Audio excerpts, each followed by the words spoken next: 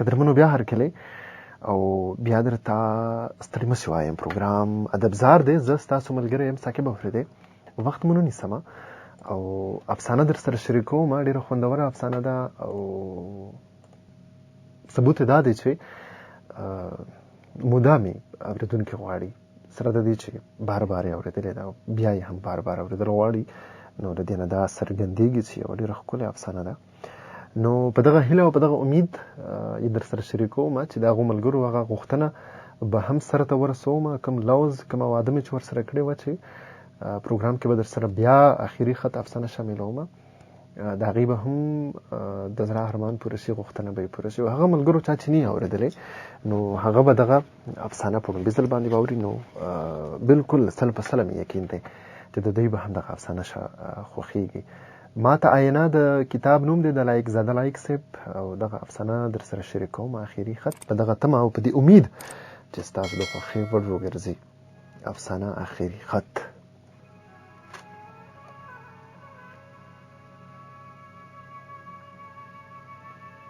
ریلګاډي څو کریکې ووهلې او بیا یو درز سره وخوځېدو. سهیل دغه درز په خپله سینه کې محسوس کو. هغه د سګرټ نه یو دومره اوږد کش راښکو چې سګرټ ورسره لمبه شو، ولې هغه دغه لمبه ونه لیده او دا غالبا ځکه چې د هغه په زړه کې د دې نه زیاتې لمبې بلې وي. هغه د ریل ګاډي د کړکۍ نه سر را بهر کو. په سټیشن کې ولاړو کسانو مسافرو ته یې لاسونه وخوځول او مسافرو ورنه د لاسونو په خوځولو د رخصتېدو اجازت اخیستو. سهیل هر چاته په جوور نظر کاتل. د جدایي احساس له لفظونه لټول، خو چې کله یې سترګې په سیما ولګېدې نو خوله یې وازه پاتې شوه. د هغه په خپلو سترګو باور نه راتلو. د هغه د خولې نه لاشعوري طور یوه چغه وخته. هغه د کړکۍ نه لاس بهر کو. سیما لکه د ماشومانو په سهیل پسې رامنډې کې. هغه لا سهیل ته نږدې شوې نه وه چې د ګاډي رفتار ترېنه ښه لرې که. سیما په سټیشن سا ټاله پاتې شوه. د هغې لاسونه بې اختیاره خوځېدل او چې کله ریلګاډي د نظر د حد نه ووتو نو د سیما په خپل مخ لړۍ اوښکو ته پام شو. هغې زر په لوپټه اوښکې وچېکې او ځوړند سر د ریلوې سټیشن نه بهر روانه شوه.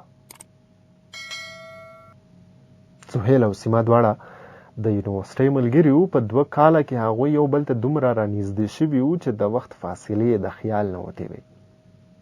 سهیل د ډېر لرې نه یونیورسټۍ ته د ځان په لټون پسې راوتی و او سیما د ښار د یوې داسې کورنۍ حیا وه کومه چې په دولت هم مړه وه او د شرافت ټسې هم خور وو.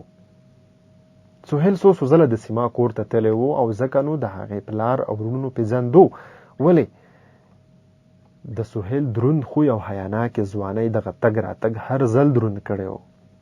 د یونیورسټۍ 2 کاله داسې د سترګو په رپ کې تیر شول چې نه یې سهیل احساس وکړی شو او نه سیما ته دغه اندازه ولګېده. خو نن چې کله د 14 پاس کولو نه پس سهیل کلي ته روان شو نو د زړه تارونو یې د ماضي یوه نغمه وچړله.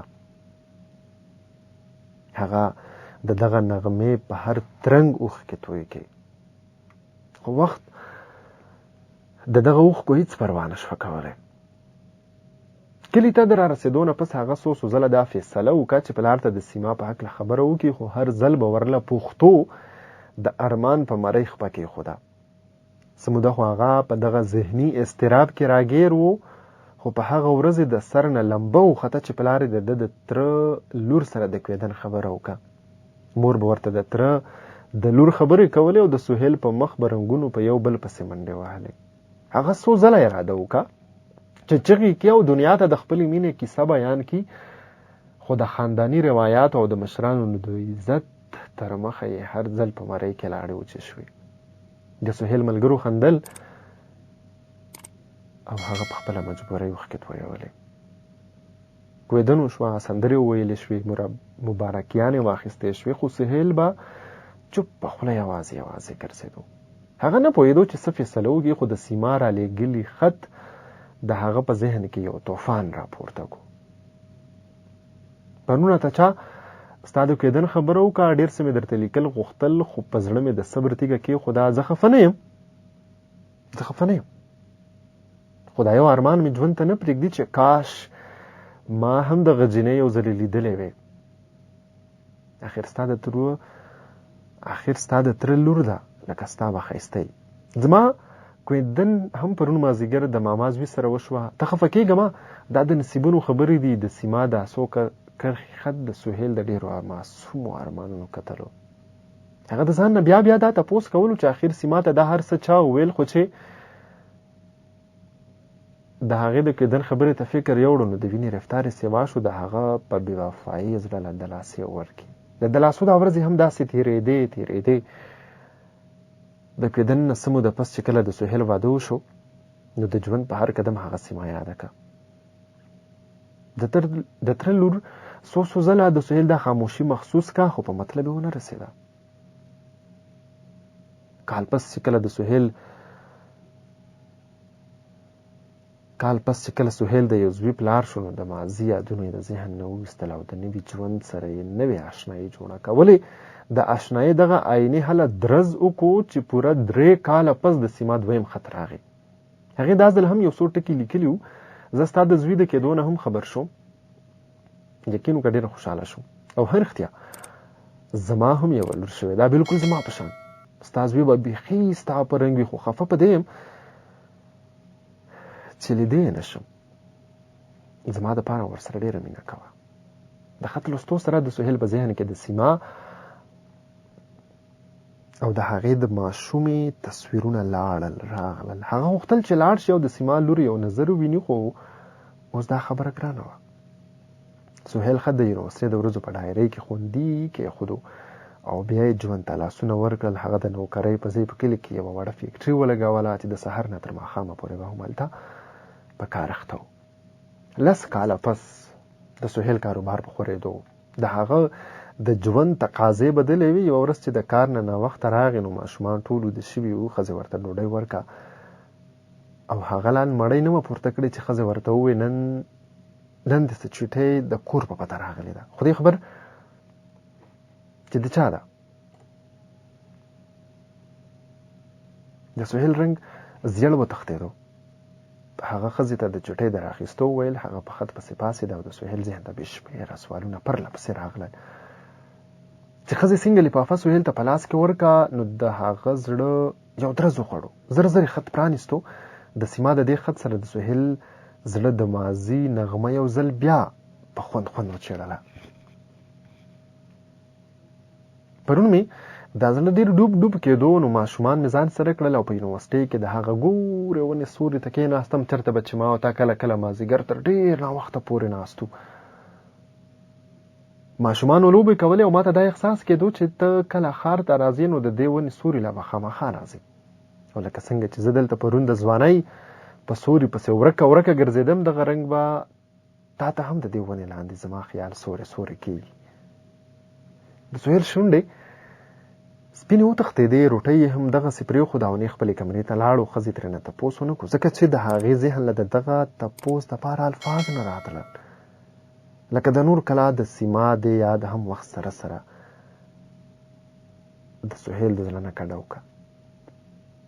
25 کاله پس بیا د سهیل بچي زلمي شو. هغوی د فیکټرۍ لمن نور هم فراخه کړې وه او ځکه نو سهیل به اکثر یوازې ناست و. کله به یې اوږدې ناولې کتلې او کله به یې د ځوانۍ د وخت په تصویرونو پسې چشمې لګولې وې. یوه ورځ چې هغه په کور کې بالښته ډډه وهلې وه او د نسیم حجازي لیکلې ناولې لوستو نو چا دروازه ووهله. سهیل په درنو قدمونو دروازې ته ووتو. د ډاکي نه یې خط واخیستو. د چشمو په ګوټونو کې ورته لاندې باندې وکتل. د کمزوري وجود کمزوري زړه یې په سینه کې بې اختیاره ودانګل. سیما ته د 25 کاله د تېرېدو احساس و. هغې دا ځل لیکلي وو پرون چې مې کله په آینه کې د خپل مخ کتاب لوستو نو په خپل سر کې سپینو ویښتو ته فکر یوړم. ستا د سر ویښته خو به هم سپین شوي وي که نه؟ او په دغه سپینو ویښتو کې به ته څومره ښکلی او دروند ښکارئ.